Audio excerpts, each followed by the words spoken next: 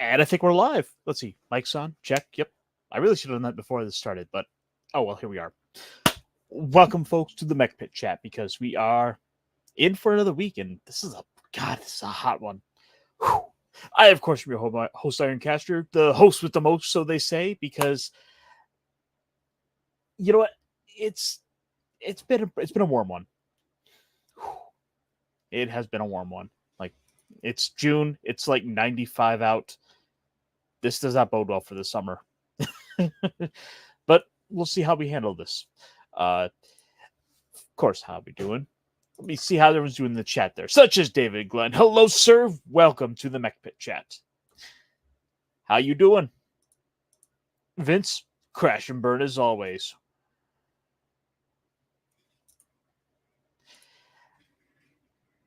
No, it's going pretty good here. I have my brother going out around with his revved up tractor. Like he's got to drive by the window every like 5 minutes. It's weird.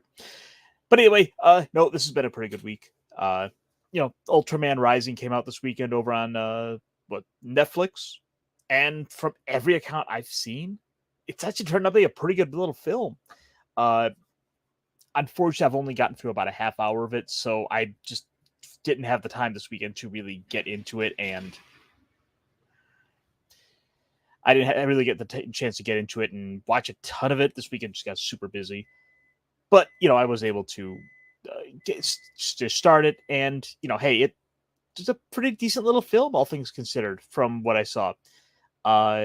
Ultimately, it seems like it's a story so far about a basically fatherhood being kind of forced upon someone who wasn't ready, and now having to learn to raise a baby by themselves as it seems like it's going to reunite him with his father. So there's a really good parental message is what it seems like it's setting up. It's one that I think would be worth checking out. Have you heard of the story of the high school that had a tractor of a 14-year-old impounded in the backlash they got? No, I haven't. Ooh, I gotta check that out.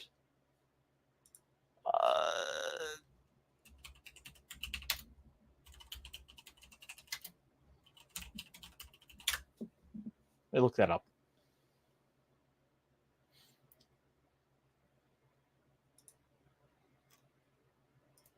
Anyway, so it's all things considered, that's a pretty quiet week. I mean, I only had about one or two stories, but it's it is one of those what it is. Let me drop a link to some guys over in one of the group DMs, see if anyone wants to stop by and have a little jabberjaw. I don't know. It seems like whenever I go online, whenever I want to go live, it's like everyone has to like suddenly like rev up the engines and go make all the noise in the kitchen. It's but I'm getting too negative because it's been a good week. Jabberwabber, yes. Punk Waddle, it's apparently the new phrase all the kids are saying. We don't talk, no, see, we got a jabberwabber.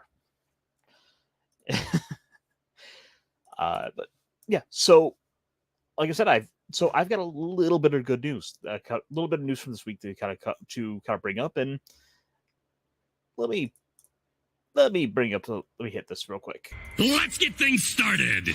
Gundam fight all set. Ready? Go! Because of folks, we have some news, and well, as it turned out, one of my favorite movies from last year is apparently not quite done. Yes, I was a big fan of Hideaki Anno's Shin Ultraman. Or actually, Shin Ultraman was pretty good, but sorry, I'm getting my Sentai mixed up. No, that didn't come out last year. No, it was Shin Kamen Rider. And as it turns out, we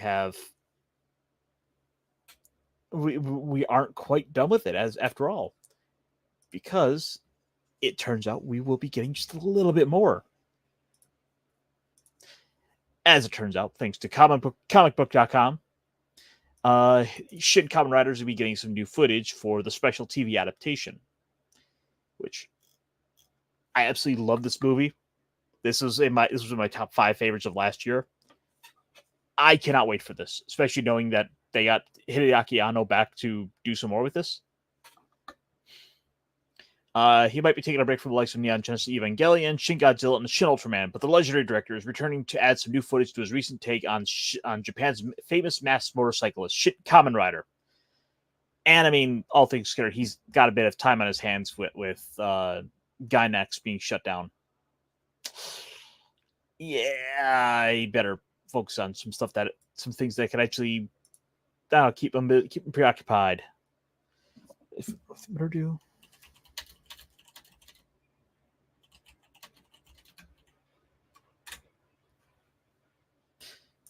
Anyway, has been a franchise. Now that Shin Kamen Rider is looking to adapt its story to a television 5-episode series, Hideaki Anno is filming new scenes to help expand on the film's original story. And yeah, basically, just this is probably going to be all we're going to get for it. But we are getting more for it. And I am all there for it. Because, actually, in fact, with Kaiju number 14 over on Twitter, let me just change over to this. We do have some images from it. And I'm all there for this.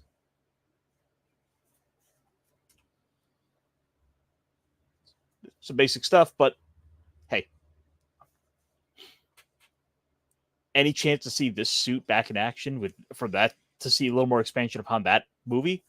Oh, I am all there for it. This is one of those figures I gotta get a figure arts of this one, or if I can get the 1 in 6th, like, oh my gosh, that looks so good. Oh yes. Were you talking Kamen Rider Black? I think it was Black Sun. They did like 2 years ago for the 50th anniversary, and they did a little 10-episode series of that, which I didn't get a chance to check out yet. No, strike that. I've watched like 1 or 2 episodes of it, but it's like 10 episodes. I gotta get back to it. I'm not sure what's up with that, but I want to go check out Kamen Rider Black. That might be one of the next series I'm looking to check out. And yeah, it's kind of might be one of the next ones I'm going for. But I'm repeating myself. Was there anything new with this? Oh, that's kind of cool. Let me show you this. Yeah, one of the nice things with Anno's takes on some of these, with his takes on like Shin Ultraman and Shin Kamen Rider, he was pretty open to just basically doing these 1-for-1s, recreations of like certain scenes.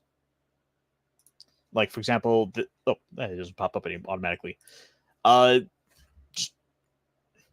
it's a pretty good parallel to some of the early scenes from the original series. But hey, that's what we can expect. I don't know. What do you guys think? Did any of you guys happen to see Shin Kamen Rider? Because I'd like to get some takes on this stuff, and hey, maybe it's just because like I found a new series to fanboy over, but I'm digging what I'm watching over here, and it's not like there's much good alternatives right now. Hey, T-shirt. 2 years, didn't pay much attention to the date, or I'm super slow. But the nice thing is we got all the time in the world to watch this stuff. Which, by the way, if you haven't seen it, you can in fact watch it over on Amazon Prime if you have that. So they at least kind of made it easy enough to find for you. Let me pull that up. This.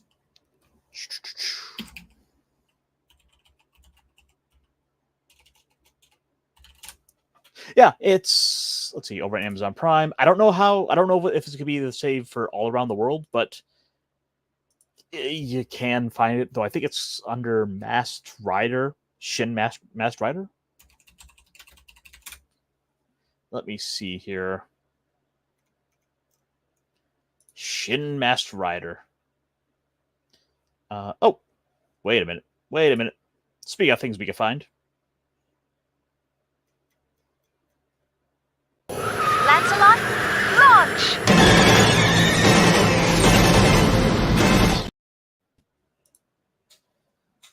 we have a bottle. Howdy. How we doing? Pretty good. Pretty good. Oh yeah, Yeah. It's not so much of a heat wave here. Looks like we're in for some rain down in Texas, but yeah. I am sweating here. Like, look, I'm not built for the heat. I'm built for the cold. Like, I've got a little bit of that penguin in me. I hear you.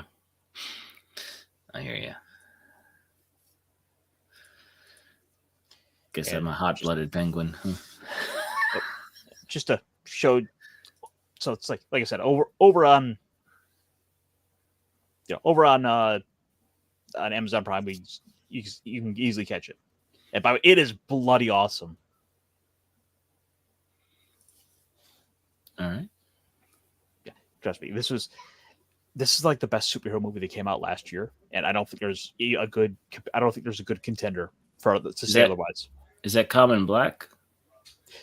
No, that was Shin Kamen Rider. Shin Kamen. Okay. Yep.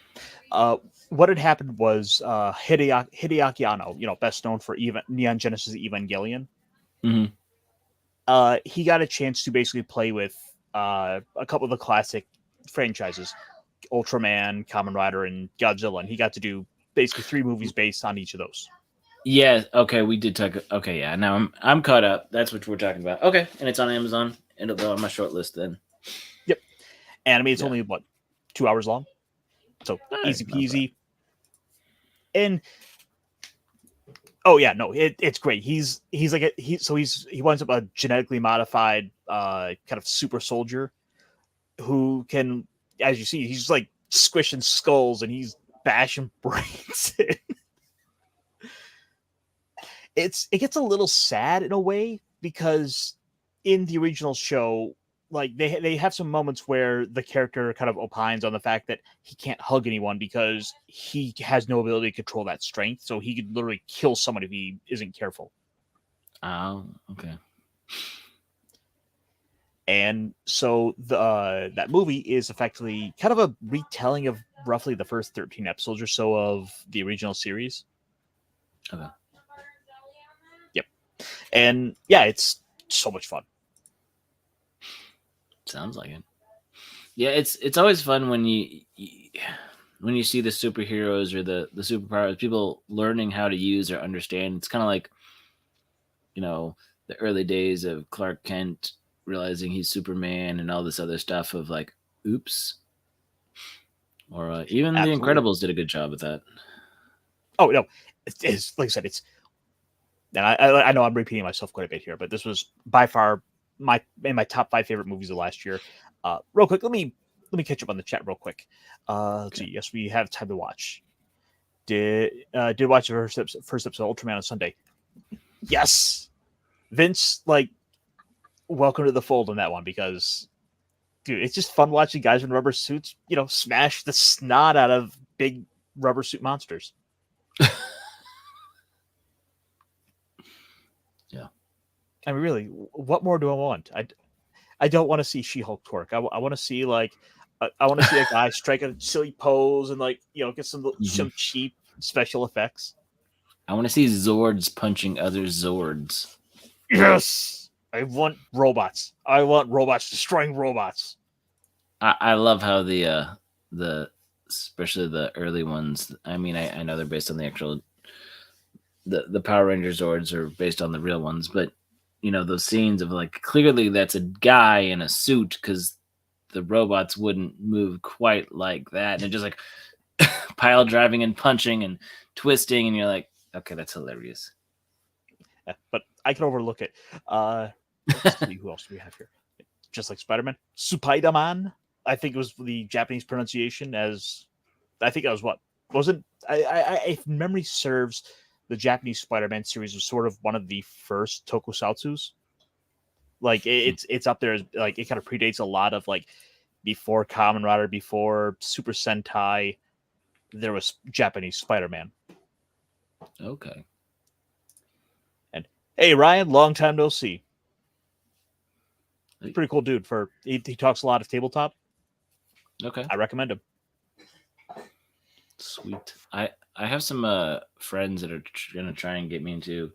Now I couldn't tell you which one because I'm not a Trekkie, but some Star Trek board games and some other stuff.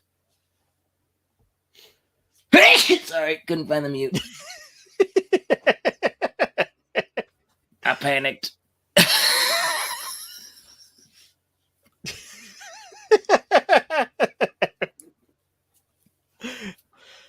Yeah. Okay, so the zipper on the back, it's silly at first, but as time goes on, like those suits do get better. And I mean, look, they were trying to make a kids show with the leftover Godzilla sets. Mm-hmm. Why don't we? True. Spider-Man. I'm sure I'm probably still saying it wrong. T-shirt's gonna be like, Master. Yeah, where's Gator to correct us? Yep. Yeah. No. Look, I'm all for it. Look, if Elon Musk wants to open things up, then yeah, let's do it. Yeah. Like, oh god, you've been getting some crazy stuff going on there, Ryan. Send me a DM later. Let's talk. Ooh. I'm a little. Oh, was it the zippers in the back? The zippers? That would probably make sense. Yeah. That's funny though. Yeah. I wonder if I can find a picture of like the zipper on the back. All right. Here we go. That one just looks like he's getting his nipples teased. I can't show I guess that. the suits were a little bit thinner back then. Oh, okay. So what I'm talking about?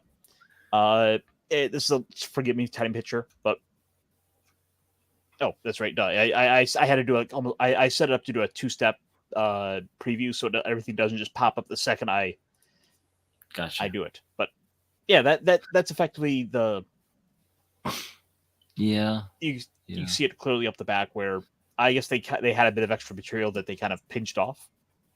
But I don't care. It's still a lot of fun, especially when he's like shooting out little like laser like hatchets to like cut monsters' arms and legs off that explode into blood. Nice. And because I teased it, ultra nipples. Well, that's getting lit, huh? I'd have that for I'd use it to put my pencils in. Take that to D&D. It's not quite force lightning, but it's something, right? Something like that.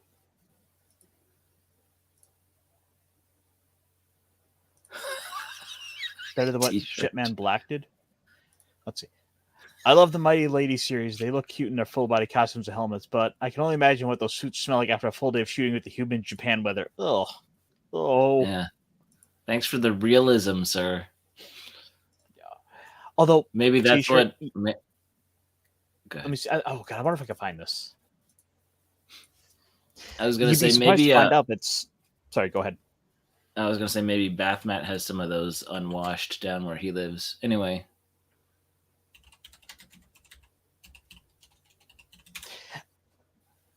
You'd be surprised to find out that some of those were actually like women in the suits. And oh god, I wonder if I can find the video. There's a video where the actress is like doing the roars, and it's this fun little behind the scenes video. Cool. Oh, it's gonna drive me nuts.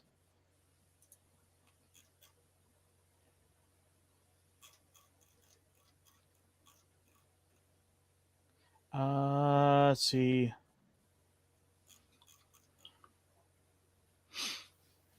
Yeah, I mean, how long is this? What? Because the Super Sentai Ultraman.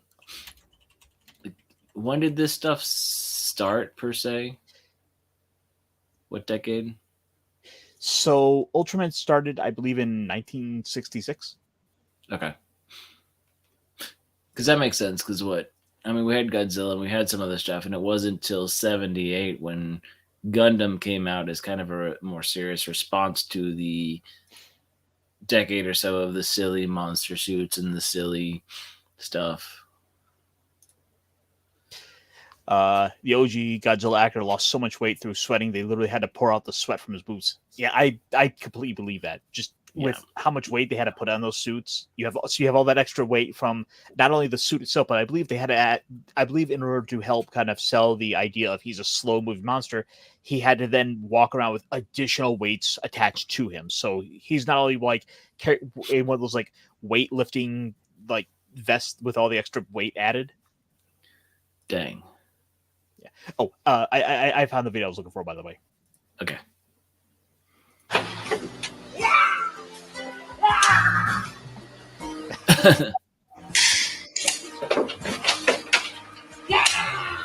So she doesn't have to make the noises, but she does anyway.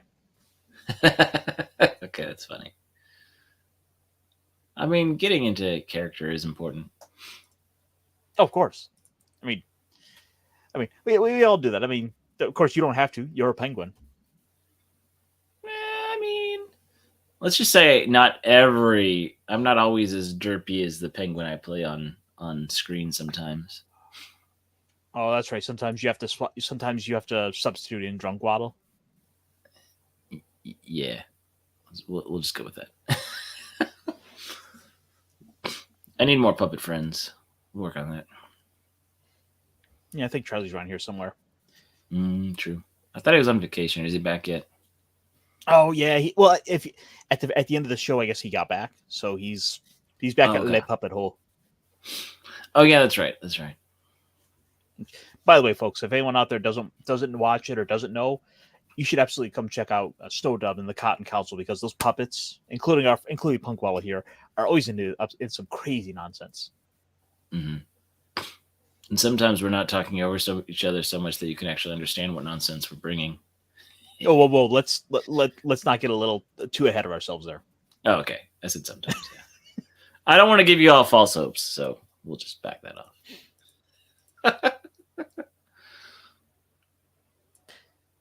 Let me see.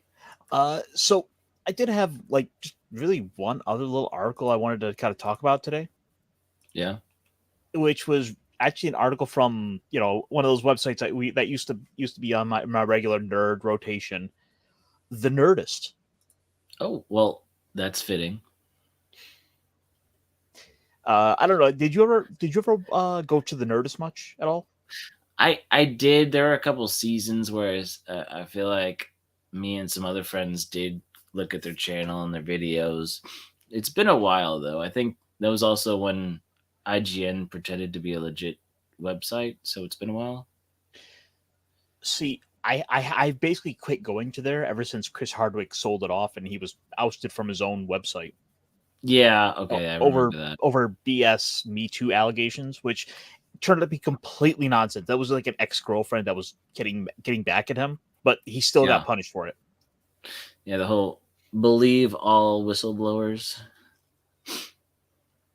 or the squeaky wheel gets, yeah. That's all I'll say about that.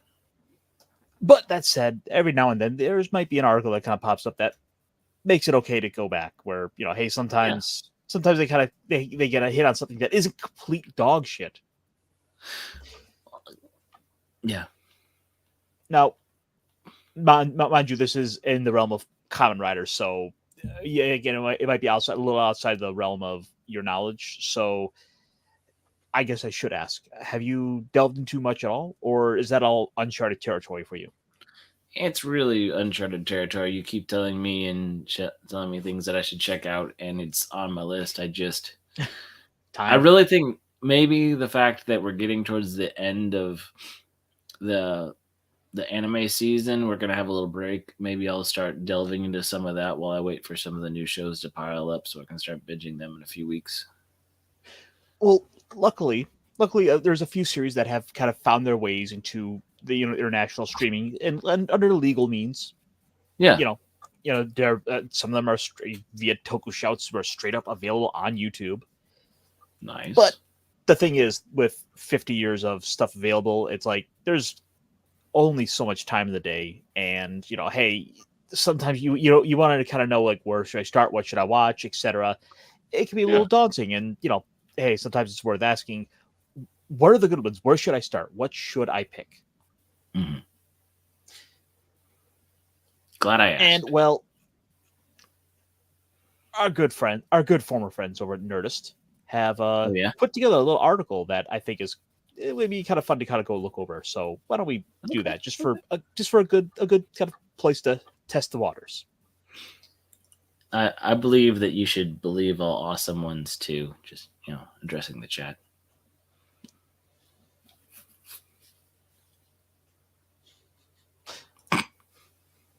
I get your dog here or something. I'm assuming we're talking the Baragon and not Punkwaddle. I don't know. Do you want to? I might take a Scooby snack, but yeah. Okay, you might take a Scooby snack. Yeah. Because the Nerdist has an article out that I think is worth talking about. The 10 best seasons of Kamen Rider ranked. Okay. Which this is effectively just sort of a top 10 list. This is nothing certainly new to the internet, but again, a good place to start. One of the nice things with Kamen Rider is each season is its own standalone thing. You don't have to have gone and watched any previous seasons to kind of get in and enjoy it. Sometimes you can just kind of jump in and pick one because, hey, you think a suit looks cool. I know I did, and well, hang on. Before I do that, let me show you this dude because his suit is stylish as fuck. I mean, if that's not incentive enough, I don't know what is.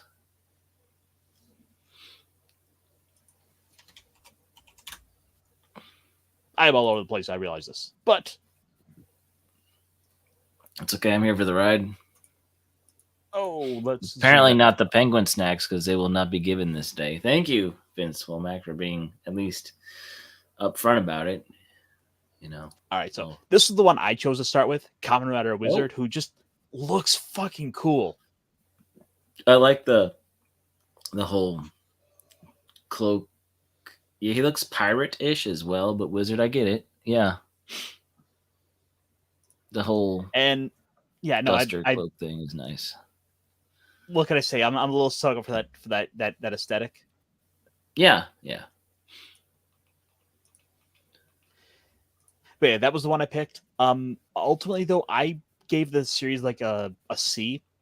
Like I thought I had a good start, but it kind of falters off. So not everything is going to be as good as you think, but I thought it was kind of neat because he's going around and helping people literally fight their inner demons. Okay.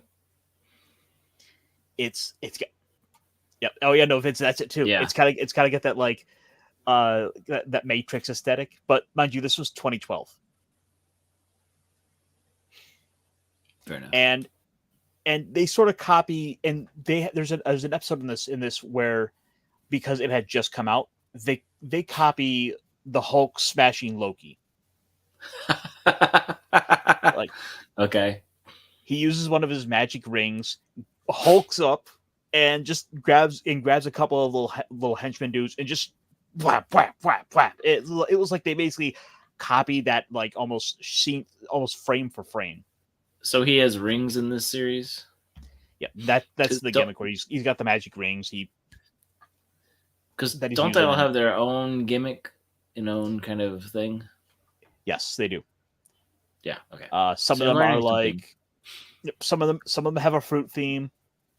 The next season has apparently a candy theme. Fruit? You mean like devil fruits? Okay. Sorry. No, I mean like candy. I meant as making but okay. Oh yeah, no, I see what you're saying. Literally, actually that was it might be a good place to start because it's kind of a biblical. Actually, that is the number 10 on our list. So we'll go back to the article. Okay, I like it. Since 1971, Toei Studios' Kamen Rider franchise has been at the forefront of tokusatsu, common meme, massive reference. Despite not having a westernization of Super Sentai with Power Rangers, or the push into international markets like Ultraman, which we've been seeing a lot more of that thanks to certainly Netflix, which now has a 3-season anime, which some people don't like. I do. Mm-hmm. As well as Ultraman Rising, which just came out last week.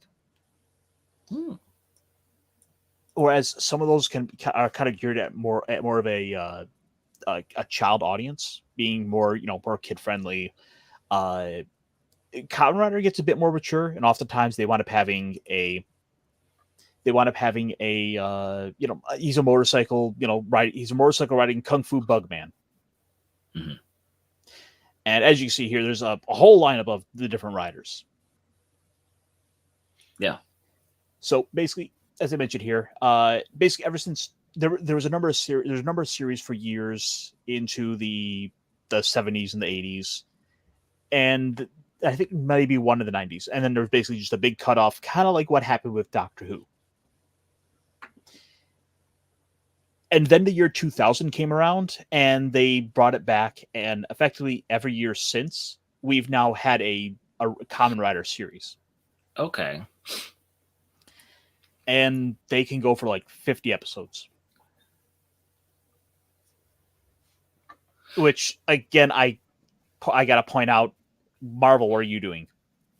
8 episodes. Well, yeah, interesting. Yeah, because what? So Doctor Who was 8 episodes, but we'd get 2 parts of the season per year, and then off a year. It's really interesting how anime used to be like 25 episodes, and then we'd get the next bit, like some of the Yu-Gi-Oh stuff. Yep.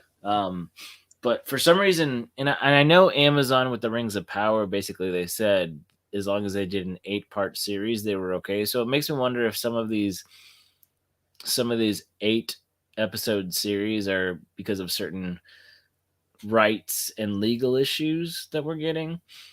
But it's fun to find shows that actually have more than 12 episodes, so you can actually do a deep dive and get into it. And yeah, I was just going to bring this up. It's not just Marvel; it's like all of Hollywood. Hollywood has a different set of rules they have to play by. So in order to, because they now have to have certain minimums for the writers' room, they've effectively kind of priced themselves out of stunted their own being growth. able to have those longer 24 episode seasons, which were great. I mean, a lot of the the guild members enjoyed it because it meant they were getting their hours for their membership. Yeah. So everybody's hindered. Cool. Yep. And yeah, it's a lot of them have basically gone to the British model. Mm-hmm. Interesting. While only a few seasons are available through traditional means here in North America, it's worth tracking the others down. They offer something unique. Now, and so many of these, like, I plan to, go support. I want to buy the box sets, but I'm a little impatient. So my friend Jack Sparrow helped me out. High C comes in a lot of different flavors, and I appreciate that. Oh yeah, no, it's great. Like, there's so much out there. This is stuff I want to support. I want to, encourage this. I want to get more of this. I want to help, point out to people that, there are good things out there. And when there's more competition in the market, the customer wins. It's true. So, okay, I know I'm now all over the place too, but did you see that Pauly Shore clip that's kind of gone a little viral over the weekend on Twitter, X? I have. And sorry, you go ahead and explain it. Oh, yeah, and it's just, he makes such a good point of, and this is in the TV industry, the music industry, why don't we have reprints of albums? Why can't we get certain great albums on vinyl now that vinyl is more, it's been a thing. It's because the company that has the rights either won't do it, it's in a limbo, it's been bought out by some other company, and just, kind of like what the Embracer Group did with all the video games and all this other stuff. They just bought up all the rights, and it's just sitting on a back burner. So you have to work with them, convince them that it's worthwhile to put any money in the effort to create this thing or to recreate this thing. Like, how many animes are also in these just in limbo? And then, like you said, if they exist online, even in a quote illegitimate fashion, which is the only way you can access them because they have value as art. I mean, we say that, but then we got shows like Willow. Yeah. At the end of the day, I think that at the end of the day, histories, you will have those that were going to want to preserve it because it was made and people want to preserve all that art that exists. Well, the Willow movie was great. There was Oh just no, a absolutely, cash grab. and you're I going to know see what you people that are going to make sure that persists, that series can survive, much like the Star Wars Holiday Special. It's funny how the Willow movie was just a classic, and you know, it and then the Willow TV show was just a tax write-off. Yeah. Okay. So I digress. So number 10 on our list is a series I was making mention of earlier, Kamen Rider Gaim. This was the 2013-2014 series. And Dax and R, thank you so much for being over there and coming on over. Happy to have you. Hey. So Kamen Rider Gaim is what I can only describe as a Sengoku fruit samurai with some breakdancing. All right, we have a fruit ninja. Got it. It basically. Let's see. The series is certainly singular. Written by prolific and iconoclast anime scribe Gen Urobuchi of Psycho Pass. He would also go on to be the lead writer of Kamen Rider Geats, which was last year's, which was the previous series the series that came out last year that is available on streaming. So that is a series you can watch, and I highly recommend that one as well. Okay. Kamen Rider Gaim is about rival dance teams who turn into fruit-themed samurai to fight against an evil organization hoping to use the forbidden fruit of a mystical forest to begin a Ragnarok and remake the world. That is a thing that happens. Okay, I'm in. It's a trip of a season for sure. Made all the stranger, but given how much teen angst and drama it packs in. But Gaim is a blast, and the armors are among the best of the show's history. I completely agree. This was, especially from like the visual designs, these are great because you're seeing all these different elements of kind of this like kind of like a Sengoku era Japan. Each one of the different riders has a different gimmick and aesthetic to them that seems to beckon to different classes of soldier. Let me pull up a couple just a little group reference image here just to show you kind of what I'm talking about. Up front is of course our main hero, the Kamen Rider Gaim, whose fruit is an orange. Sounds like a cornucopia of fun. Oh, it. Go ahead. Of course, we got guys based on like melons, and there's one who's got a grape theme, but he's got his weapon is a gun. We got a banana guy. Oh, and it has a gay French like military officer who becomes a Kamen Rider. Okay. What fruit is he? A lime? I think he's a durian. Okay. Let me pull this up here. Oh, and he's all spiky. So he's like, yes, he's the horny one.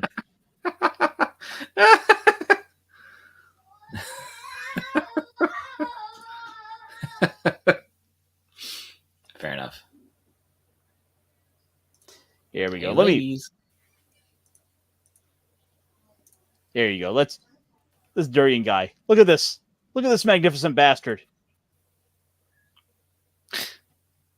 Wow. Okay. There's a lot He going looks on, but I knew he intense. had to be green if he was French for some reason. I mean, the frog, that matches. does.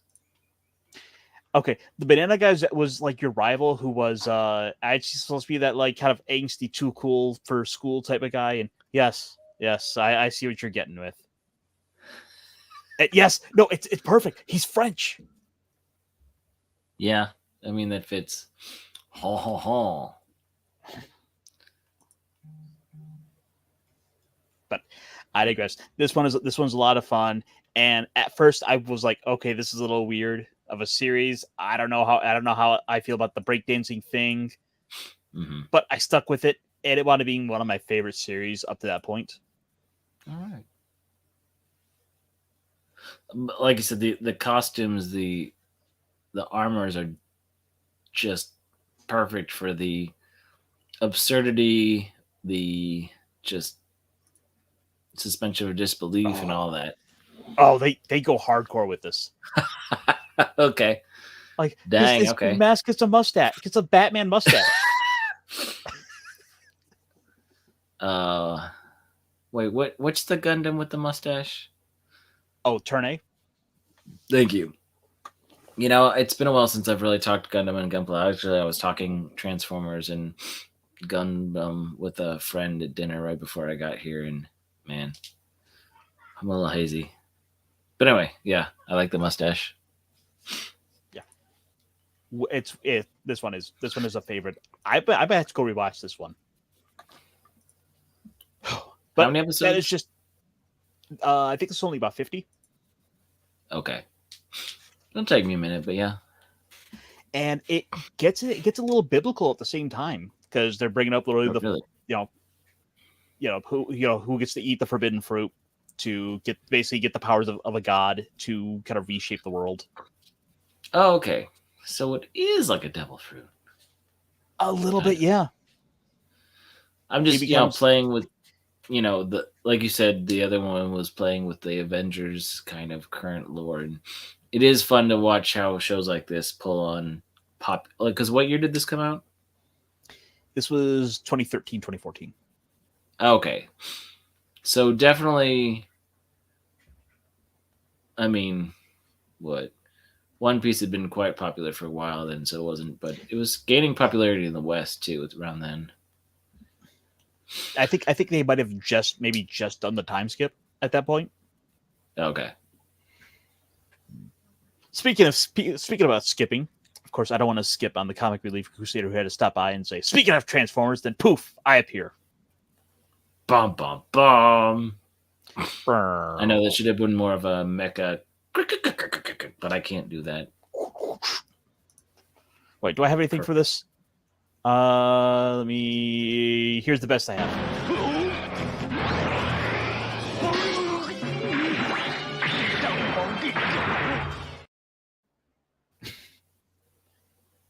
That'll do.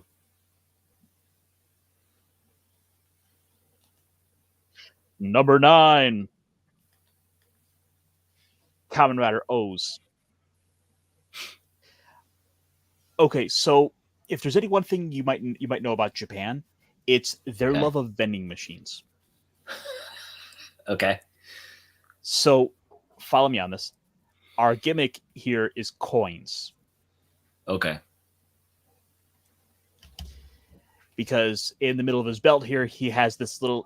He have these slots for these 3 coins he could put in, and each one has some sort of animal associated with it, which will then change up what the different armor pieces are.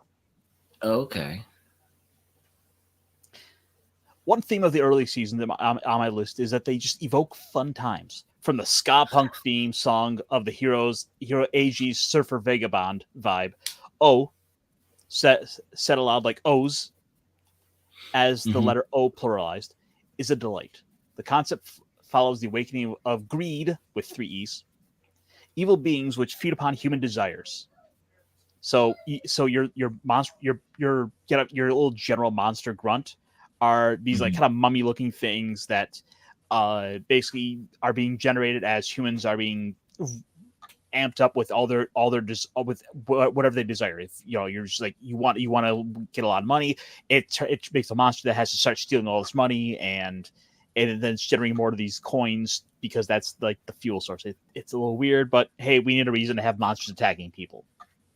Fair enough. I know. I like the whole animal demonic thing, or demons, or that's more a common trope on that side of the globe than ours, but it's understandable. Like, I can dig it.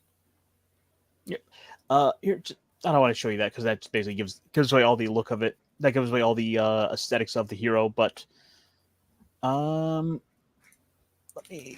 Okay, so he's right on top. Okay, so yeah, I'm not gonna. So anyway, yeah. So there's a bunch of colored coins he's looking for that give him different power ups based on these like kind of these greed demons. Okay. Ankh, the floating disembodied arm of an ousted greed, takes over the body of a slain police officer and recruits Eiji to find and collect the various metals of power, giving the abilities of various animals, which sounds a little bit like the Jackie Chan Adventures. Mm-hmm. Actually, it's been a while since I thought about that or referenced that anyway, but I remember that.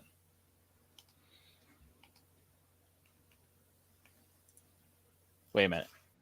Waifu monster. Okay, sir, you have my attention. This isn't Gator's fantasy. I mean, if it was. What? Fight the monster, get the waifu, great deal. We are the best. We get all the waifus. Yeah. So when Eiji puts on three of these special coins in his belt, he can transform into Kamen Rider O's.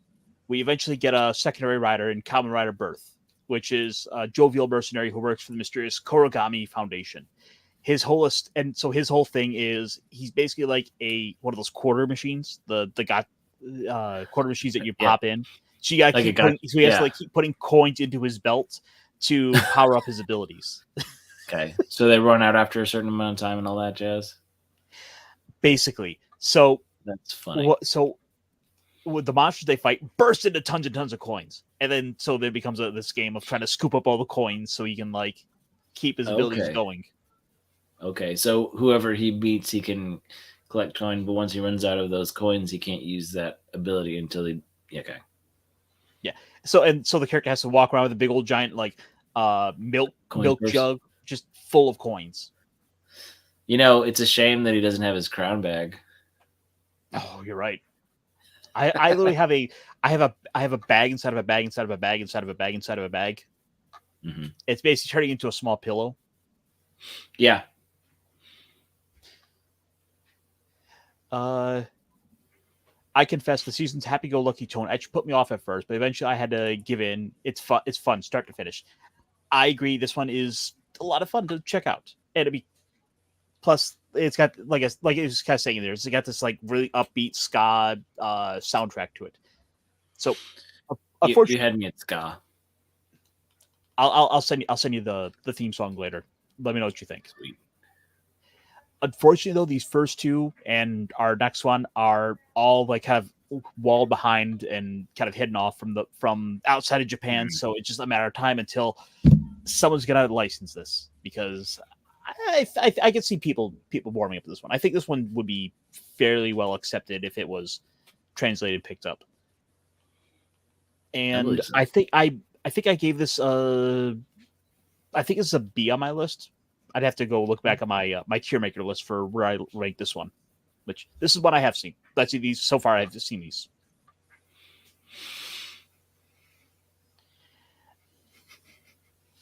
Punk. Well, do you like space? Space is the final frontier. Space can be fun. I like space too. In fact, so does our next boy, Kamen Rider 4s, which is he's basically the high school punk with like the that kind of punkster hairstyle.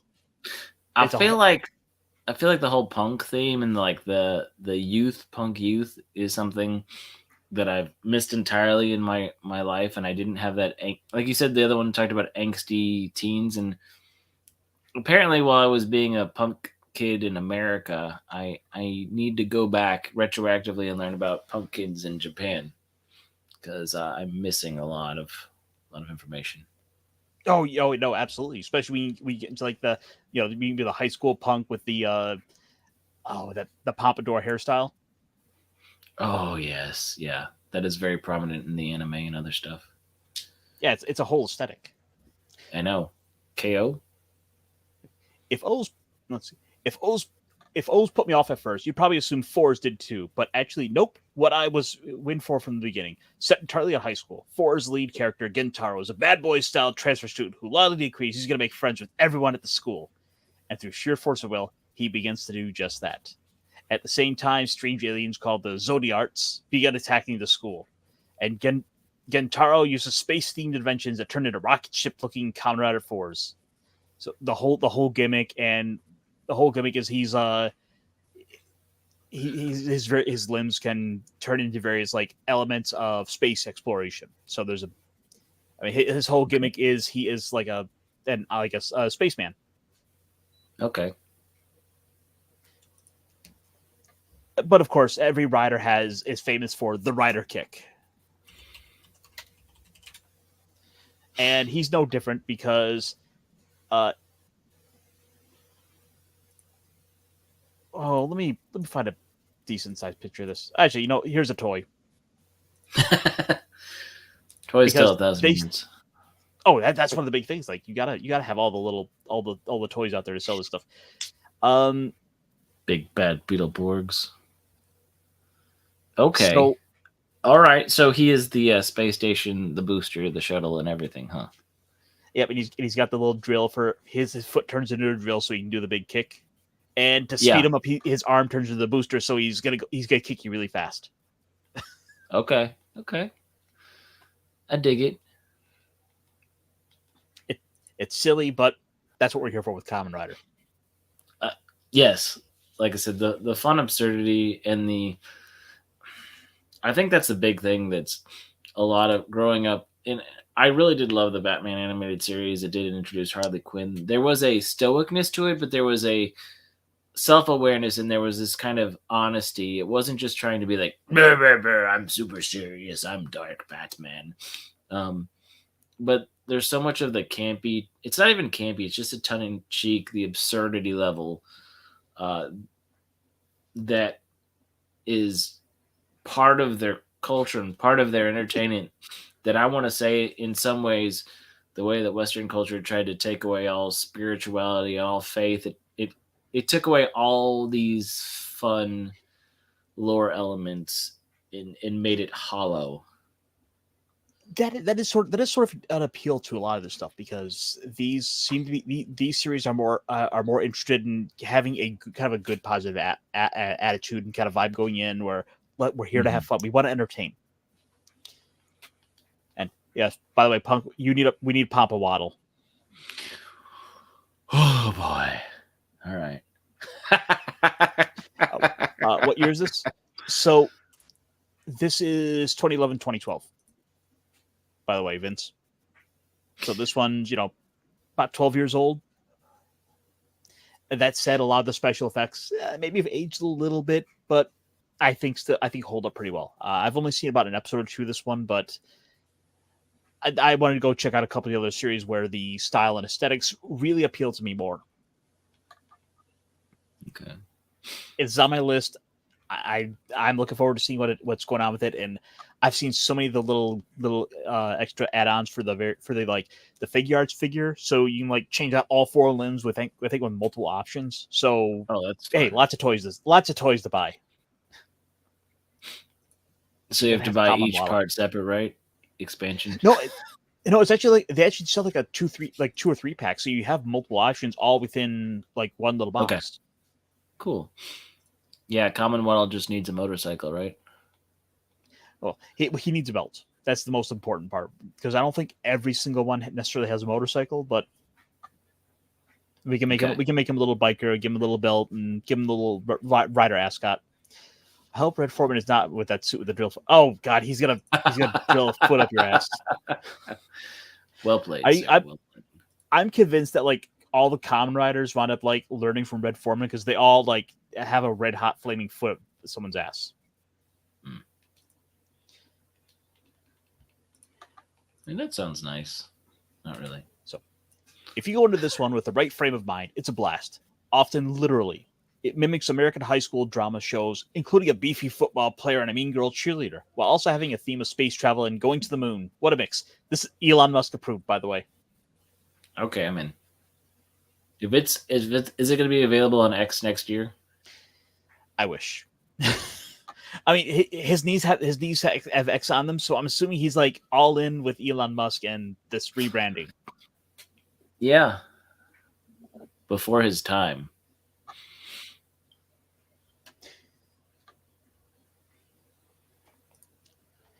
Okay, just say it was space themed, and the toy had an X on it. SpaceX found it. Wow. Yeah, I can see how that might have kind of yeah thought that. I dig it. But of course, all these so far are unavailable. However, we finally have our first one on the list that you can watch, like tonight, in fact. Oh, And that's the OG. nice. Later, Crusader. Take care.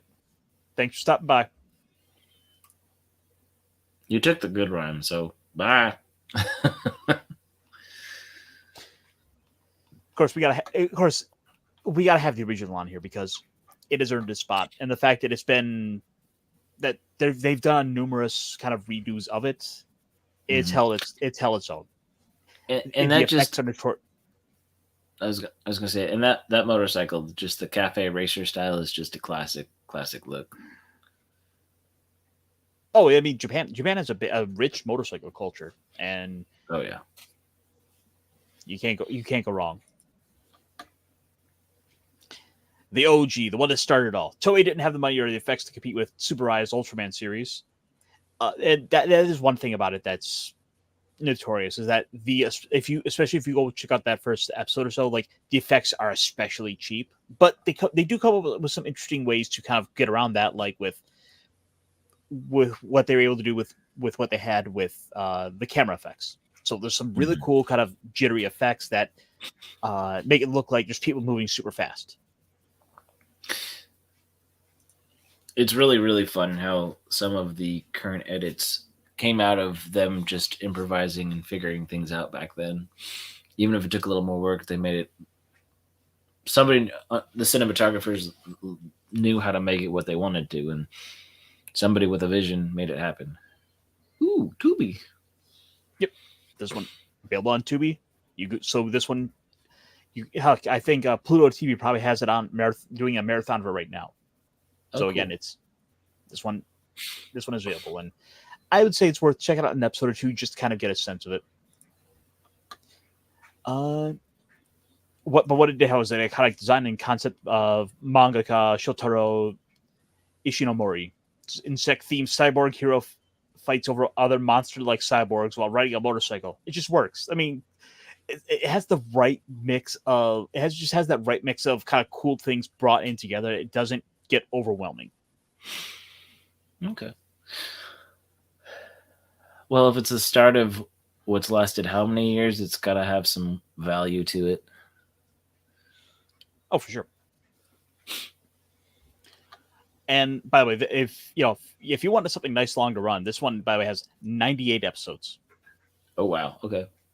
These are, mind you, about 22 minutes long each. So you could probably bust out probably about 3 in an hour. Yeah. Well, yeah. So, for example, the first 13 episodes are following our original writer.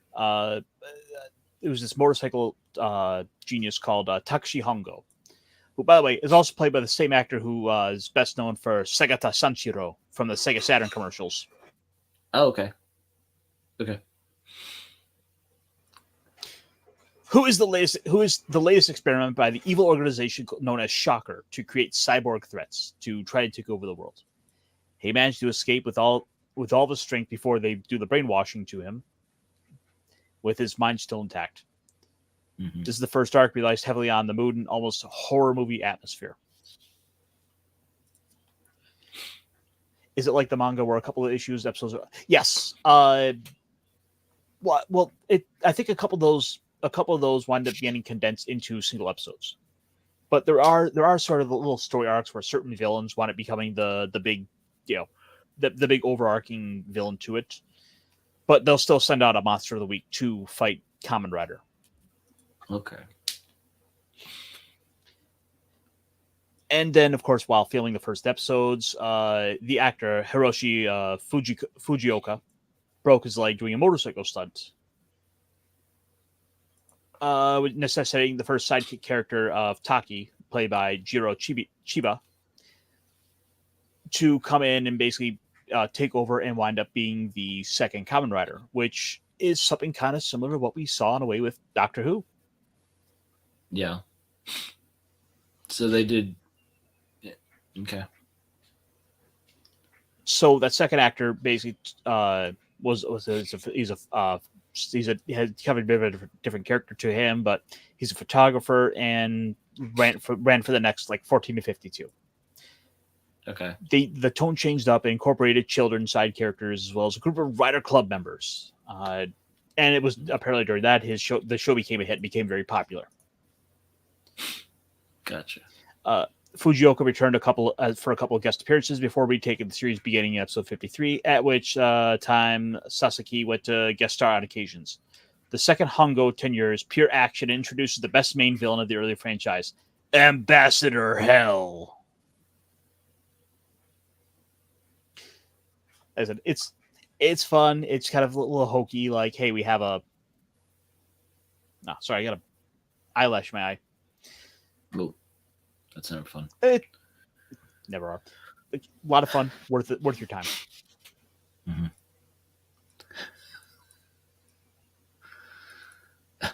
And yeah, so we got to have the series with that on there. And holy crap, that. Can you take a minute? Yeah. No, I think I got it.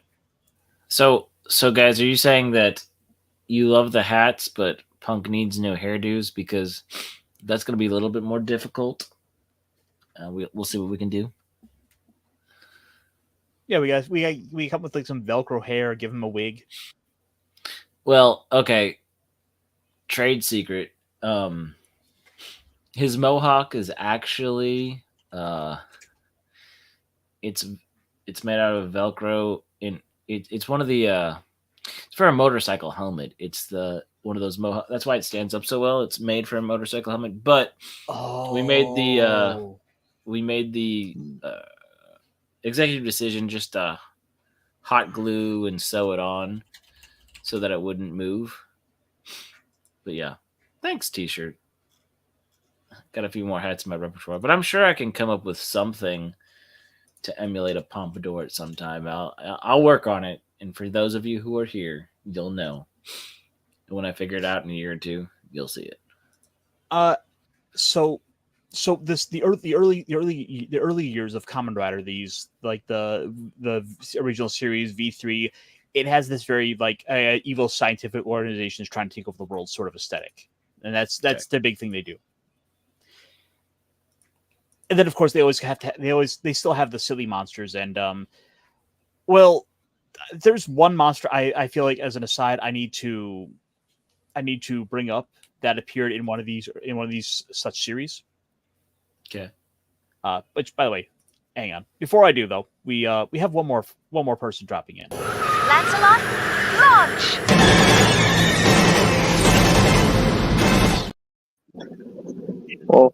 Well, hey guys, Hey, Snacks. how's it going? Pretty good. How you been? Tired.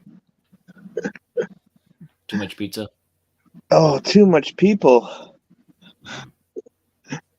And on a random Monday too. Oh my goodness. Oh well. Not even a holiday Monday? Not even a holiday Monday. Yeah. Oh well. Kids are out of school, so that's probably one. Oh, Yeah, probably. I don't know. So how do you feel about random like amalgamation monsters where you combine two of the most bizarre things that kind of naturally go together? You know, much like of course, chocolate and peanut butter, or peanut butter and jelly. when chocolate didn't peanut butter, kaijus, and giant robots. Evil science organizations and giant monsters. like Well, a yeah. like a Well, like that's a more of like a father and child kind of thing. You know. Or, of course, the most natural combination of all, Starfish Hitler. You know, when an evil. Yeah.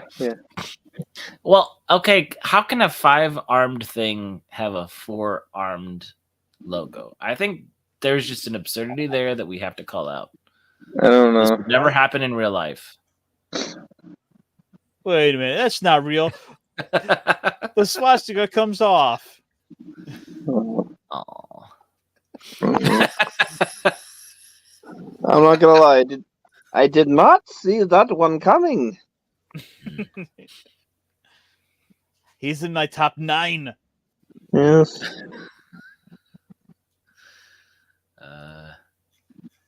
Du hast mich. Du really hast mich. Wait a minute. You want to speak about silly monsters? As you know, I've been watching Super Sentai Jetman. The last monster was a vacuum cleaner that stopped women from marriage.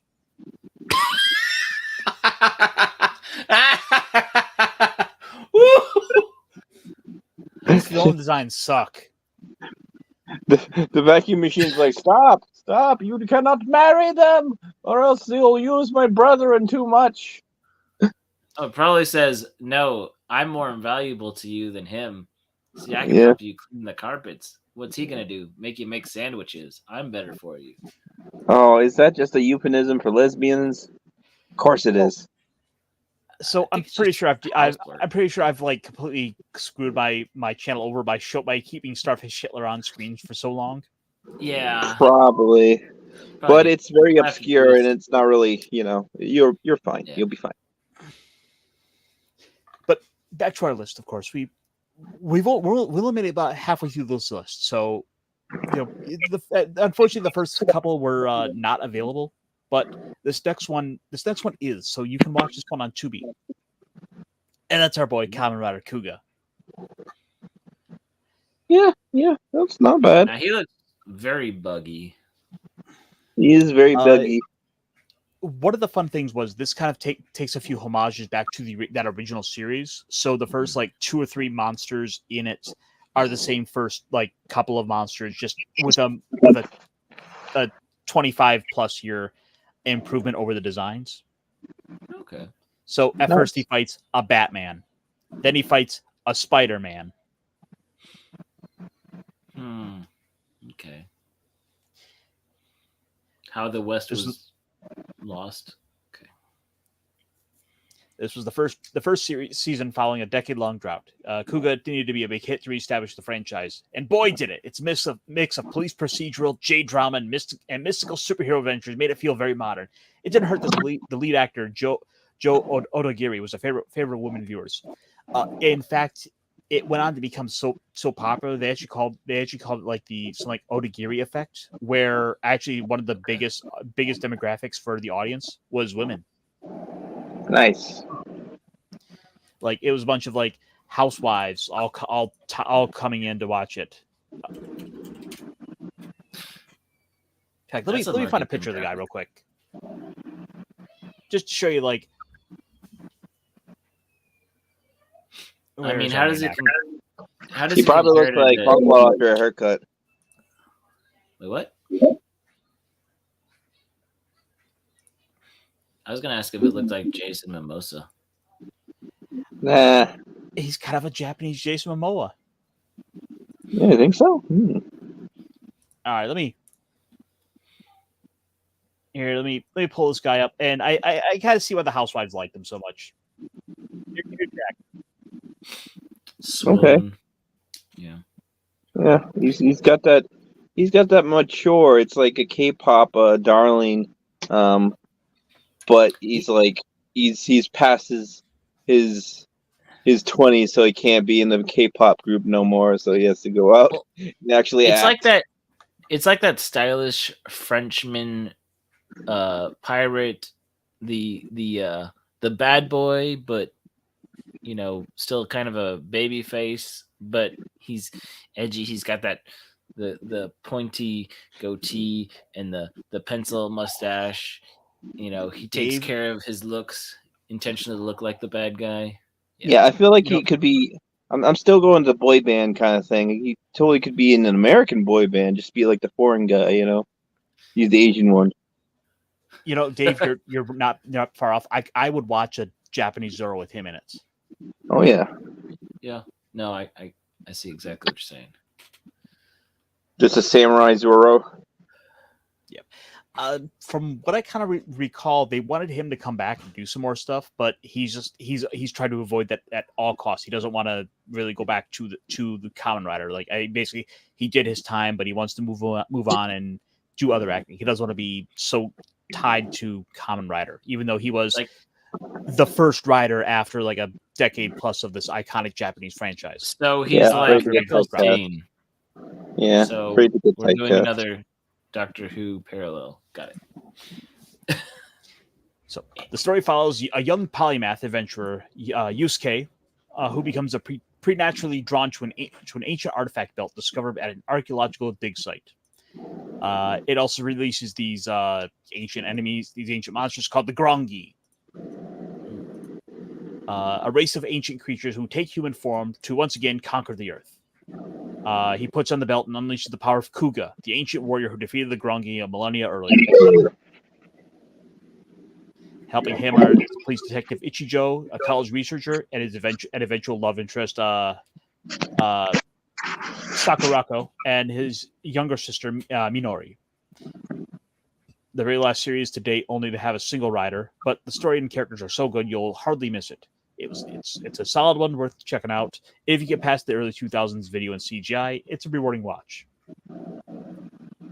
It's kind of fun. He does get power-ups as the show goes on, where they basically change up how he has like this red here is supposed to be like a strong form, and then he gets one that's a really quick form. One's really good for marksmanship and accuracy. One's an endurance form. Ladies.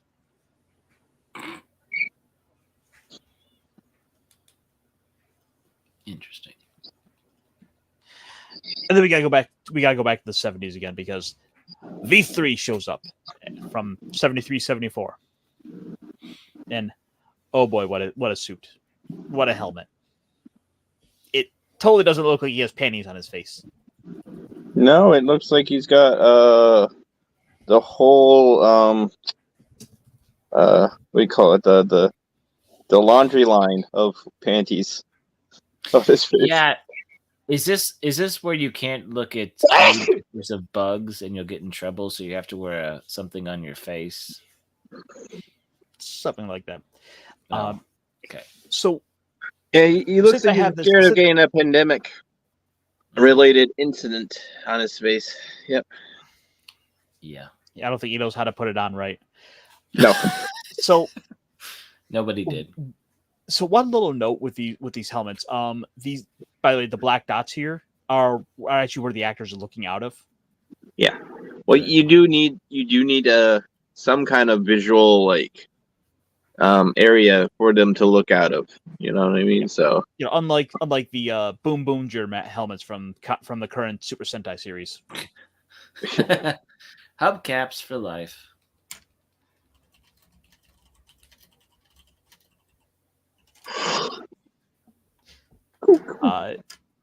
But the idea is supposed to be the idea kind of stems from this idea of he's a warrior who's forced to do violence, and he's kind of shedding a tear for that death of the innocents in order to do what must be done. nice. In fact, I think if we go up here, Kuga kind of has it too, but it's not as pronounced. Yeah, like you see him, it's kind of got right there under the eyes. No, this is the original Kamen Rider. Yeah. Yep.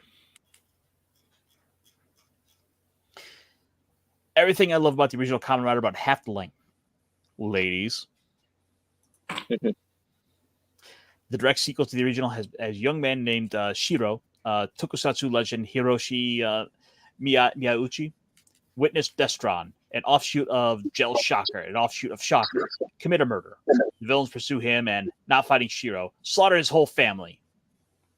Yay! I mean, oh no, Well, that's rough. that is rough. Like the He Punisher. seeks the aid. So he seeks the aid of the previous two Kamen Riders to turn him into a cyborg, following a near fatal wounding. He becomes V3 or version 3, our third rider, who takes up the mantle to protect Japan from evil. Okay. I Showa era tokusatsu a lot, and V3 is a lot less filler than his predecessor. The series eventually introduces Rider Man, a death-tread cyborg sent to kill V3, who slowly becomes an ally. Oh, frenemies. Yeah. They're going to be friends eventually. And yeah, Vince was around the Nick Weiser's Gilded. Vince was showing me off some pictures of.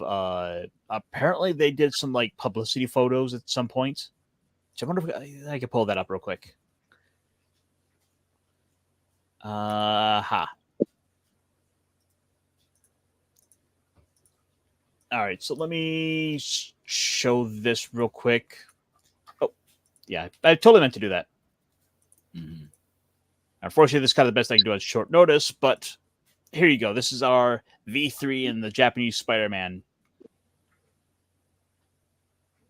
Yay! Okay. And they're gonna face the Doctor Pudding Thrower. Well, this is Japan, so we can assume Dr. Octopus has more tentacles. Yes, that do more things. True. One has a wire whisk. Uh-oh. Yeah, unfortunately, there was no actual crossover between those two because I'd be all for watching some Kamen Rider teaming up with Spider-Man. Yeah, that'd be cool. Yeah. Though Unfortunately, getting that's not going to happen now that Disney has Yeah. although we will be getting Ultraman doing some crossovers with the Avengers here this year. Yep, I heard that. So, back to my list, of course. Number 4 on the list is I would say probably right now my personal favorite, Kamen Rider Geats 2022, 2023. This is. Hang on, let me. This is not. I'm not saying I'm biased here or anything, but I think Kamen Rider Geats is probably one of the best series to check out. And they look like cats. Yeah. Yep. So Kind of. this one is, by the way, available on Tubi, on all the streaming stuff. You can watch it on YouTube, and I think it's highly worth it, especially Punk Waddle if you happen to like Fortnite. All right. Called me out. Hey, Yeah. hey, I'm down to drop sometime. Just let me know. This is all set up so I can just call you like, why won't you invite me to play Fortnite? Well, I mean, if you play Fortnite, I'll invite you. I don't want you to lose your street cred in public, but we can talk later. Hey, we're gonna get Snowden to play Fortnite, so Are we? Are we really? Well, I mean, it's clippable. I don't know. Did he take it off the channel yet? I mean, he said on the internet, and the internet doesn't lie. Mm-hmm. Yet. Mm-hmm. So, the most recent series on my list, I'm honestly shocked. I love Geats as much as I do. The original concept was to capitalize on the global success of Squid Games with a series about contestants who are forced to compete in the Desire Grand Prix, a battle royale televised event in which riders, each with animal-themed armor, fight plant monsters called Jamato, who attack innocent people. The ultimate winner gets a true wish granted, no matter what it is. And we quickly learned that the DGP is the playthings of wealthy people from the future who laugh at the misfortune and drama. Okay. Wow. So it's kind of like Squid Games almost. Yeah, it's like Squid Games and Fortnite, where you might get power-ups to change what your armor does. Yeah, it's like Squid Games, except for it's random innocent people instead of like willing, desperate contestants. That's At crazy. the center of the story is a Fox-themed Kamen Rider Geats, the alter ego of Ace Ukyo, the undefeated champion of several DGPs running. He knows there's more to the games and the mysterious overseers that meets the eye, and he'll do whatever it takes to learn the truth. The goals put him at odds with Kamen Rider Buffa, who only wants to destroy Kamen Riders, and Kamen Riders Tycoon and Nago, who are in it for more personal reasons. This one is, of course, currently available Shout Factory with Blu-rays, so you can pick it up, and once I get a nice little bonus here, I intend to myself. Ooh.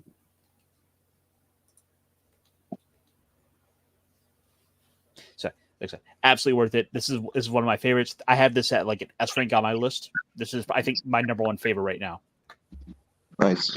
It looks really good. I like the designs of the costumes. They're very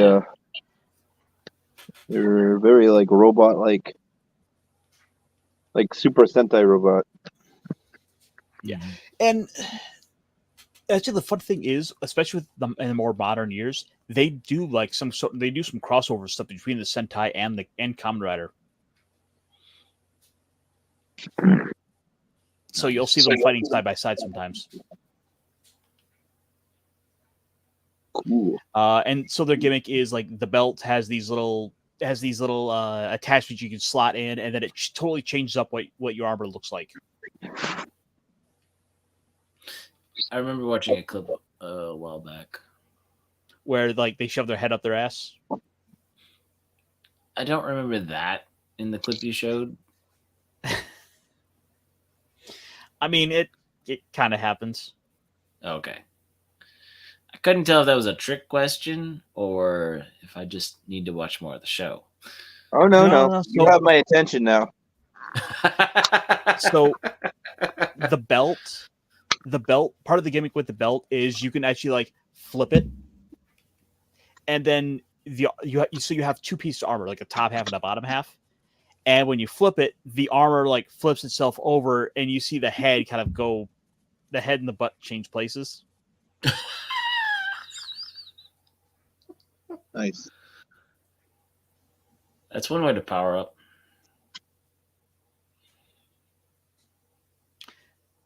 I can't recommend this one enough. This is, like I said, my favorite. This is my number one. So this list is automatically wrong. That said, though, of course, we still need to go see what else is on this list. Like, they've been pretty solid so far, and I haven't had much to complain about with this list, aside from this being at number 4. Fair enough. Number 3 is Kamen Rider W from 2009-2010.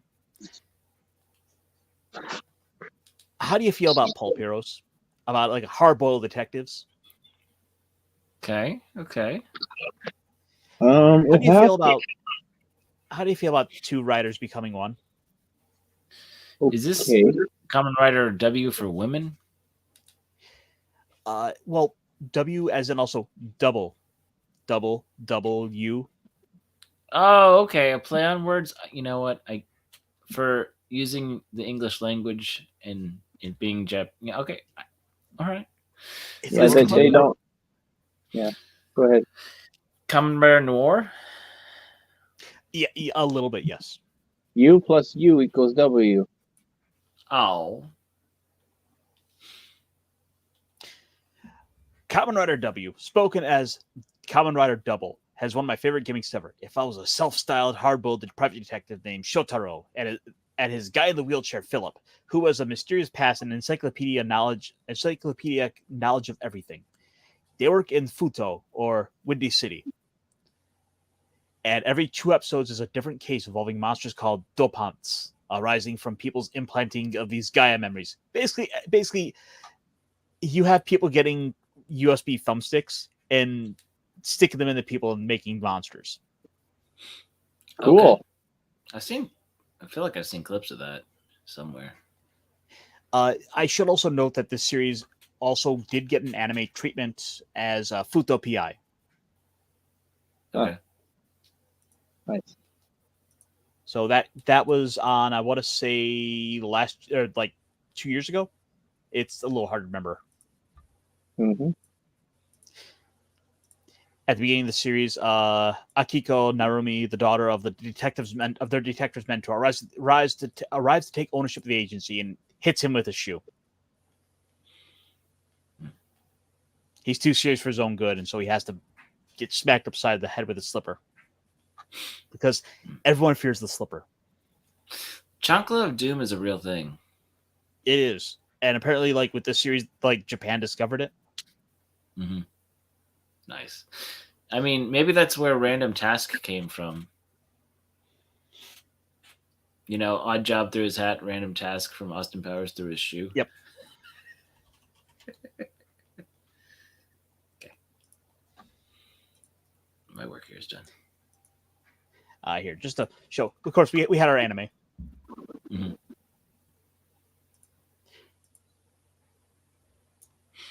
Nice. So, luckily, our heroes have a method to battle dope hunts without succumbing to the evil effects. They pool their abilities. So, Philip on the left here will lose consciousness, and it basically takes over control of half the body. So he kind of becomes like the mind inside the body as they fight together. Okay. Both minds inside of Shotaro's body. He's like, I love this gimmick and these characters. And over a decade later, we get a manga and then an anime follow-up to the series, as I mentioned. It's kind of fun. That way, you always have that two episode structure to it. Okay.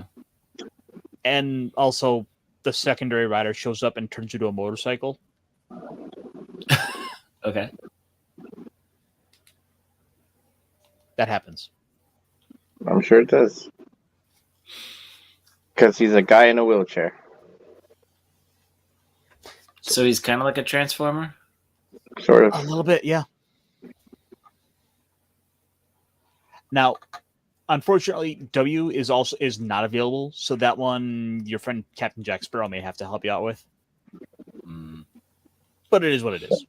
Captain Jack Sparrow. You know, I hear he's coming to Fortnite too. I thought I heard about that. So, back down our list, number 2 is Kamen Rider Black from 87-80. This was the last series that happened before their decade or so hiatus. Yes, and Now, this is one of my favorites, actually, of this one. Oh, see, this one I haven't gotten a chance to get into yet. So Okay, it's very well shot. Like, just think of peak cinematography from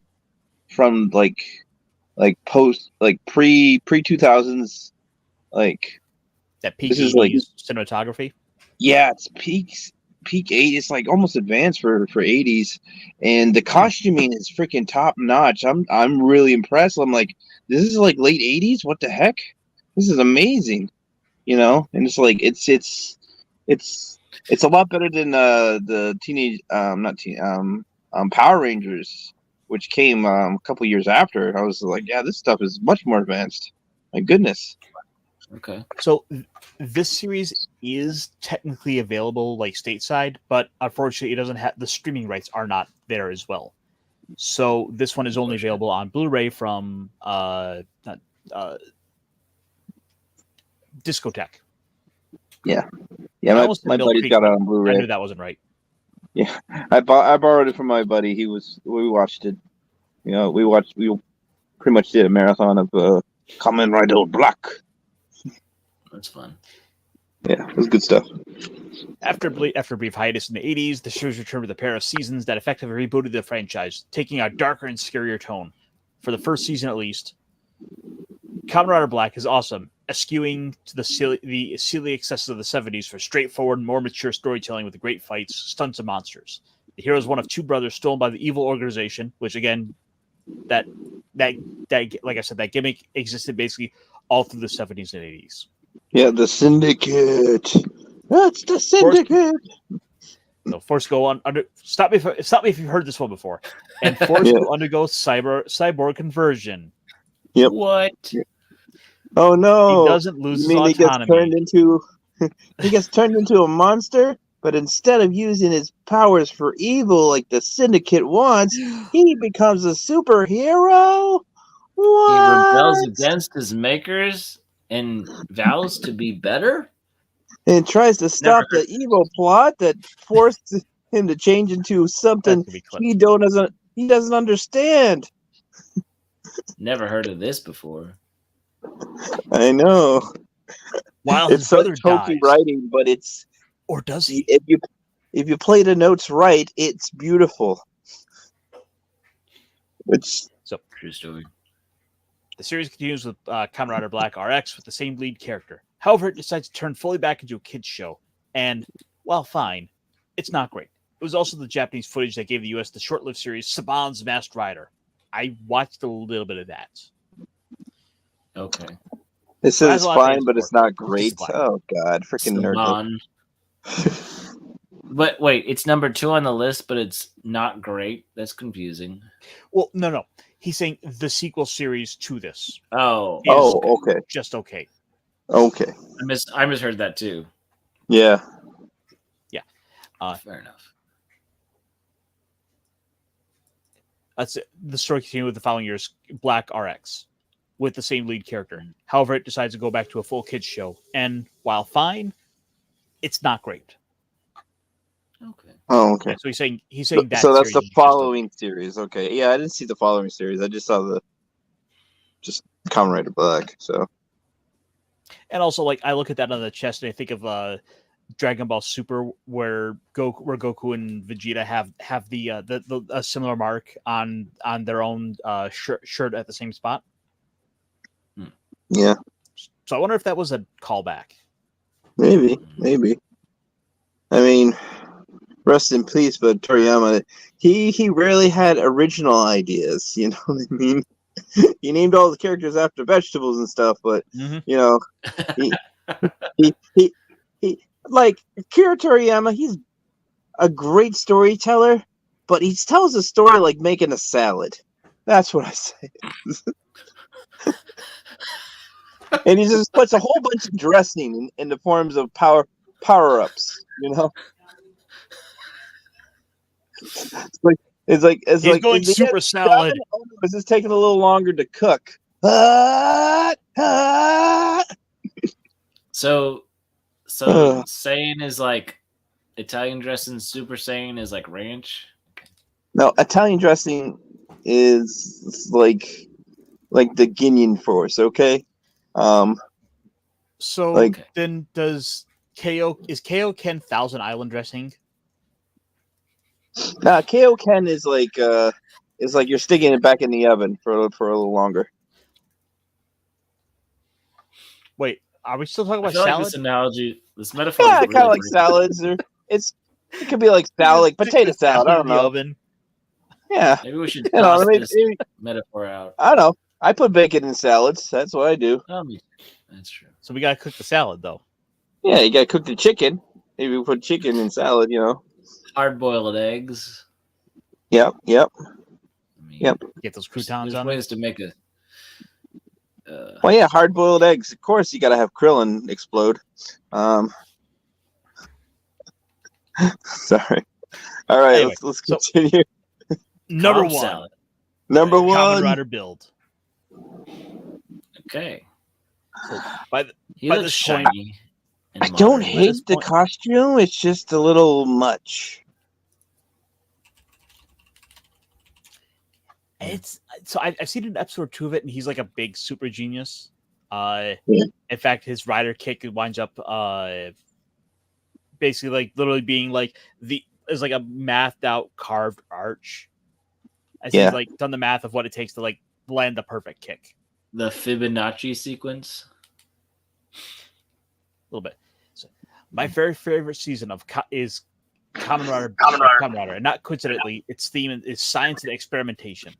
Build begins with after the Martian artifact causes a cataclysmic event, which splits Japan into 3 regions, separated by enormous walls. Trump approved. True. Which also, considering this is 2017, Yeah. I'm not surprised. I would almost think that there's probably some statement they're saying there. We're building a wall. We're making sure that the kaiju monsters It's gonna be stay huge. in We're gonna make Mexico. sure the Mongolians don't come. Godzilla will be on this side. The Mecha will be on this side, and Ultraman will have his own place where he can reign supreme. Along with complex socio-political turmoil between the regions, the event also unleashed creatures called Smash, which terrorize everybody. Our hero Sento, an amnesiastic genius who is taken in by a cafe owner who gives him the build driver. The Oh my driver, God. which coupled with 2 bottles of Oh, power no. essence, turns him into a Kamen Rider build. Like W, each one of the builds forms require 2 different abilities combined. So you got this hurts. So it's putting 2 together. So it's Gundam build fighters and build divers, mixed into one. I said it. Okay, go ahead. And just a random cafe owner has this power to give him. Yeah. Yeah, why not? Why not? Well, I will say for being a fan of building model kits, this one is fun because when he uses the power, it basically you see all of the the material like flowing in and kind of forming the suit around him that then pushes together like it's an injection machine. Okay. Okay. So he's a person-sized snap kit. Yeah, so he's Yeah, building kind of. Gunpla, putting them, you're only building my case. Thank you. Yeah. Essentially, yeah. The story I of mean, Kamen Rider Build has dozens of twists, turns, and double crosses. Character goes from heroes to villain or vice versa. It's one of the more emotionally resonant seasons, which gives it more heft than it could otherwise have. But what makes Build take my top spot is that all the characters work and have their own inner life and circumstances. I genuinely care for what happens to all of them. The final arc is heartbreaking in the best way. Plus, Banjo, aka Kamen Rider Cross Z, is the himbo we all want to root for. Okay. Let's go see what this guy looks like. Yeah. I kind of wanna check that one out too.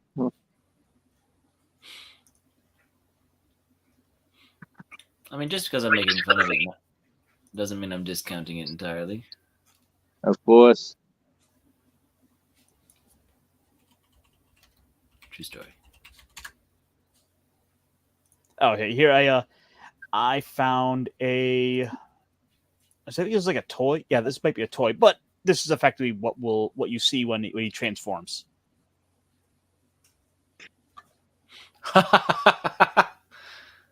Okay. So it's a good use of the extra runners. Yep. Yeah. As all the liquid flows out from the 2 and then it smashes together, and so you'll have different abilities from these 2 parts, these 2 sets that come together. That's actually really funny. We got the red runner and the blue runner, and they smash together, and he becomes out red and blue. Funny. Oh my gosh! Is this the final form? I feel like I'm gonna spoil it, but what the heck is this? This is like the final form, as he has dozens of these little bottles. He's a Gunpla factory. Gunpla factory. I think that's his final form. Yeah. Gotta go to Gundam Factory someday. Me too. Don't They're we all? still around. I'm just finding more images of what this looks like. Is it weird to say that the Gundam factory might be my mecca? It might be. But I don't know. That might be a little too meta for. Are you sure it's not too mecha? Yeah, no, it's about mecca enough. I don't know. As long as there's more DACA, it can be as mecha as you want. Yeah. I mean, I'm not saying you should go for a Gunpla pilgrimage, but Right. Well, this was fun. Just kind of going over an article that I thought was otherwise pretty good. Unfortunately, not all of them. Not everything that we've seen that's currently available is on this list. So series like Kamen Rider Ryuki are not on there. Kamen Rider 01 was also not on there. I think that one's it's a worthwhile series, though it does have some issues in the end because it kind of bumped up against the start of COVID, messing up all the filming. Yeah, that happens. But no. So hopefully this was a kind of a good place, a good little starting place for you, Punk, to maybe find one or two of these that piqued your interest.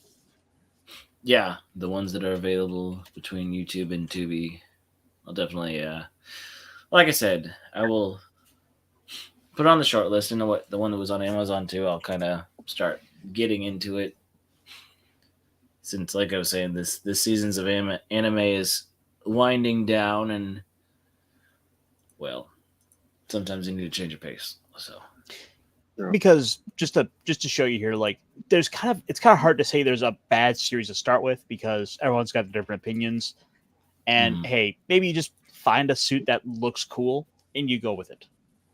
Mm-hmm. Yeah, they're all pretty much. You can pretty much start anywhere, honestly. I mean, obviously, don't start at episode like 7. Okay, well, yeah. Just start any series. So yeah. A But couple those of are ones all that pretty standalone. Yeah, and that's sort of the beauty of it. They are all fairly standalone stories. Like, for example, here's Kuga, who was the 2000 series. That one's an okay one. I put it a little low on my list, but it is something.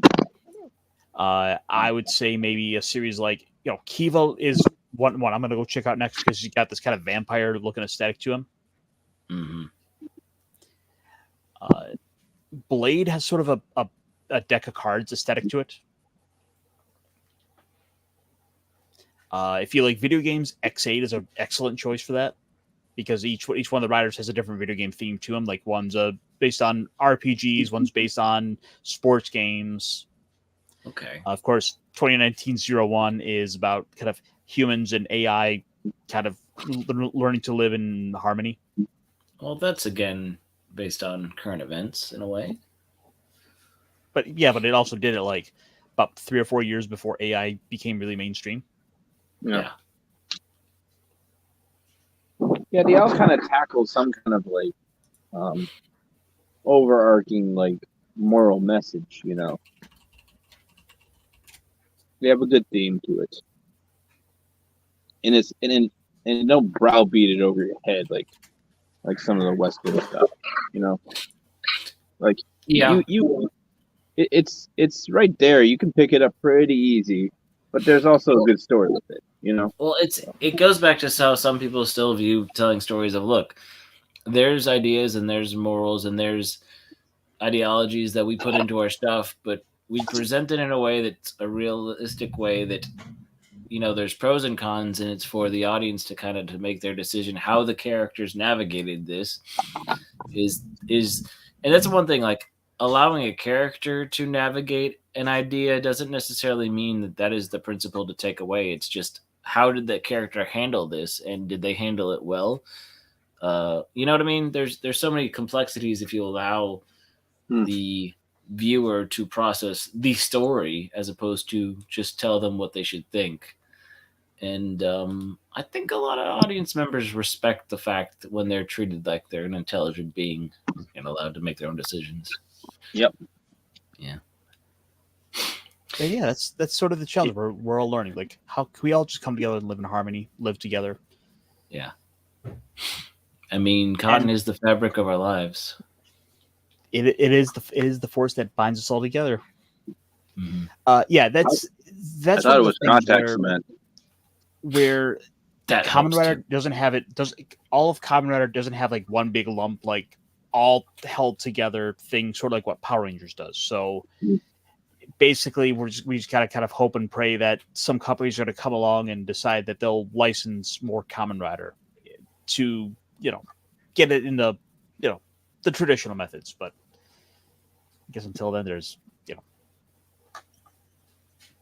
always the pirates' way. Not that I recommend it, but pirates like bunny. Like I said, there's a lot of flavors of high C. I just want to help push it more and promote it to hopefully kind of get some people in the right places to realize that there's more demand for this. Yeah. And introducing in a way man people can comes understand what it is. What? And with dollars comes the corporations. What was that, Punk Waddle? I was going to say, like, there's so many people that don't know it exists or don't know what it is or were introduced in a weird way. Like it's kind of like another Doctor Who parallel. Like if you didn't grow watching Doctor Who, finding the Doctor, the episode or a season that, since there's so many options, so much variety, to find something where it can help introduce someone new to in a way that they'll latch on to the elements and the overarching truths of Doctor Who, but also, get them sucked into a certain Doctor and the companion dynamic, and they're like, okay, I'm hooked. Oh, there's more and different people. Okay, I want to know how they interact, right? Yeah. Because if you watch an old episode and people aren't really into that stuff, they're going to be maybe turned off or whatnot. Are we talking new Who or classic Who? Well, I'm saying like classic Who, if they're not really used to that style of television, or I won't say anything about a woman doctor, but like I think Tennant really say. of the new Doctor was, he was still kind of grumpy, but he was a little bit younger. Like he still had an old soul. Matt Smith was a little more timey-wimey. He was more the quirk, like technical mechanic type, engineer. I don't know, Mr. Fix It or whatever, or Mr. Clever. That's what he was. I don't know. But anyway, yeah, this is sorry. But anyway, this has been a pretty, we found some good stuff to come check out, and that's what I'm here to do. Let's find some good stuff to talk about, because there's about 1 billion accounts on YouTube that want to talk about how awful all this other stuff is. It's good. It's good to talk about the stuff we like. Mm-hmm. It is good. Well, and the best part about it is how many decades of the good stuff we have versus the last decade of them tearing it down. Well, we can focus on why these stories aren't dead. These shows aren't dead. The value of them, like I can go back and watch the first Star Wars trilogy and see the value. I mean, if you can find the original edits, helps, but you can go back and find this stuff, and that's why there's so many things from the 60s, 70s, and 80s that, like I said, the Common Rider stuff that I've never delved into. I've heard about, but you've been pushing it a lot more the last 6 months, Ironcaster, that makes me interested in actually checking it out. And hey, like I said, among all those other series, there's also just like that movie Shin Kamen Rider that over on Amazon Prime. It's a little one and done. Give a little taste of the quintessential effect. Yeah, I enjoyed that one. That one's a good movie. Well, I think I ran into it once, but I didn't. Yeah, it's a little tough to chew if you don't know Kamen Rider, but I would think you might be okay with it, Kunk. It's a good movie. Got enough backstory now, guys. But, yeah. So, actually, speaking of that movie, next week over with Pops and Stone Loki for Talk Hard, we'll be covering it. So that's a movie to watch for next week to come check out over there.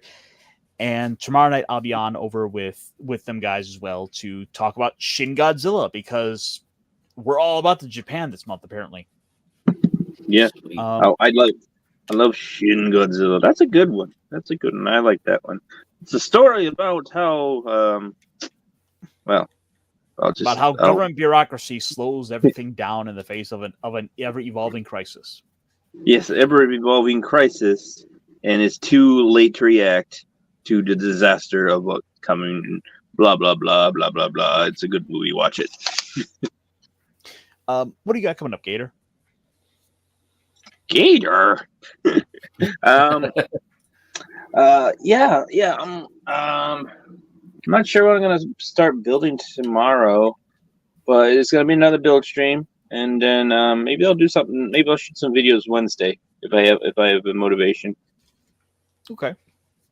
Yep. And then of course with you. Oh, sorry. You weren't taught. You weren't taught. I was about to say, of course, the Cotton Council will be on again. Yeah.